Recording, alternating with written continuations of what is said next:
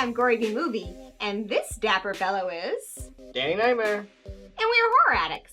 And today, we're reviewing the 1976 horror thriller, The Omen.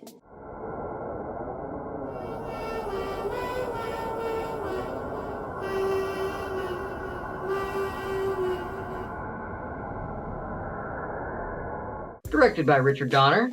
Written by David Seltzer. The Omen is about a U.S. ambassador and his wife who may or may not be raising the son of the devil. So we're gonna give you the good, the bad, and the gory.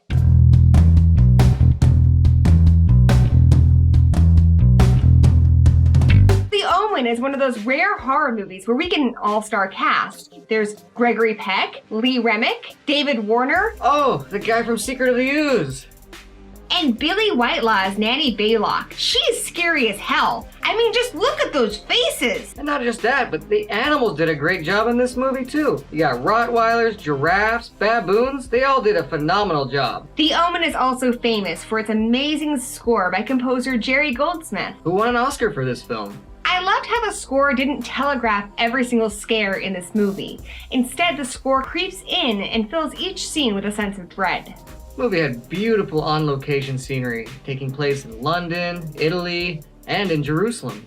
Every scene in this movie looks majestic. This is a classy-ass film. From the sprawling mansion with its gorgeous banisters and deep hallways, to the grounds outside the church, to the ruins in Jerusalem. They got very creative with all the beautiful camera angles that they used. One of my favorites is from the point of view of the Rottweilers that are preparing to attack. This is also a brilliant screenplay that can be interpreted multiple different ways. The most obvious is that Damien is the Antichrist, and he must be destroyed. And then there's director Richard Donner's take on the script, which is that Robert and Kathy are driven to madness after a series of bizarre coincidences that make them consider the most unspeakable of actions, killing their own child.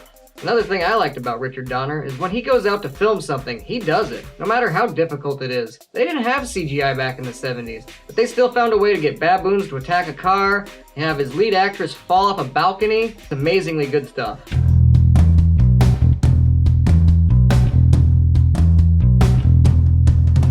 The Omen is a near-perfect movie. Emphasis on near. There's a few things about the movie The Omen that drive me nuts. For starters, why is Kathy's hair and makeup perfect in every single scene? Bitch, you're in the hospital. You have a broken arm. Who's doing your hair? She's rich. She probably slipped a nurse at 20. Rich people. And I know they're raising the Antichrist and all, but that's no excuse to be bad parents. Leaving your kid by a river or a fireplace. Come on, keep a better eye on him. No wonder he needs a guard dog. And we mentioned earlier the beautiful locations used in this movie, with the exception of one scene. The scene where they go to the cemetery to find Damien's birth mother looks like it's on a set. Like a really old Universal Studios set. I half expected the Wolfman to pop out.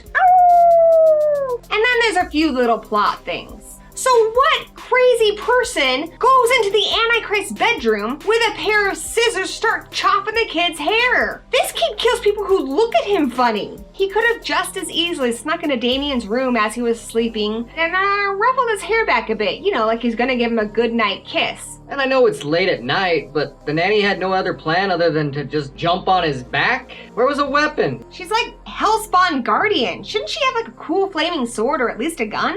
All it takes is stab wounds to the face and shoulder to get her out of the way so that Robert can make his escape with Damien. And he got out of there like a bat out of hell. The only reason why he gets stopped in the end is because the cops went right after him because he was speeding like a crazy person in the middle of the night. However, there is a deleted scene that explains all this a little more. When he makes it to the car, the nanny, who still is alive, runs out into the road to stop him, but he mows her ass down. So I kinda see why he speeds past the cops at this point.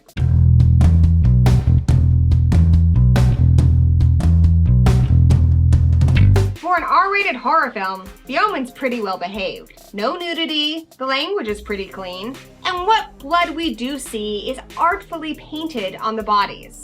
It's also just a little too red, sort of like blood we've seen in movies like Dario Argento's Suspiria. But where The Omen does deliver for us gorehounds is in its amazingly creative deaths. This movie was like Final Destination before there was a Final Destination. Most of the deaths in this movie aren't really even hands-on. It's just a force that causes accidents to kill people in a very freakish way. So now let's talk about our favorite deaths. What was yours, Gory? My favorite death is when Jennings is decapitated by a plate glass window that slides off of a moving truck. Say what you will about his performance, but he gives good head. My favorite is when a freakish storm hits and the preacher is sent running through a cemetery, only to look up and have a spike come right down through him. Now, we want to give an honorable mention to the first death in this film, when the maid hangs herself. Damien's playing on the merry-go-round when we hear the nanny calling to him. She's kind of an attention whore. But what's awesome about this is that it's cut in so close to the nanny that initially we can't tell that she's about to plummet to her death. When she finally does jump, the reveal is shocking. And while the Omen may be light on the gore, it's heavy on the scares. Leaving the final tally at 6 deaths. Well, not counting the 3 dead goldfish and the 1 dead baby.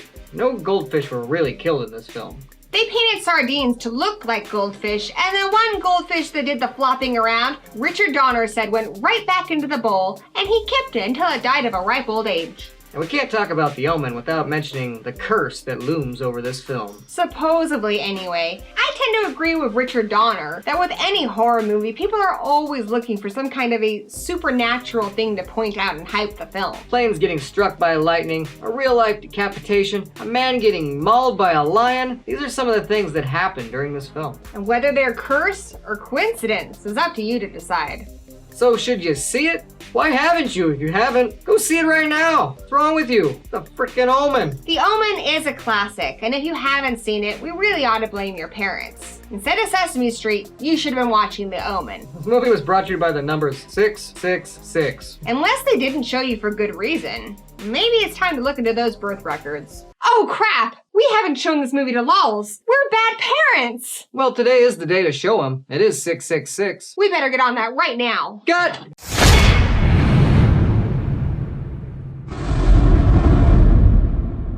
So do you believe in the Omen curse? Thumbs up this video if you do. Thumbs down if you don't.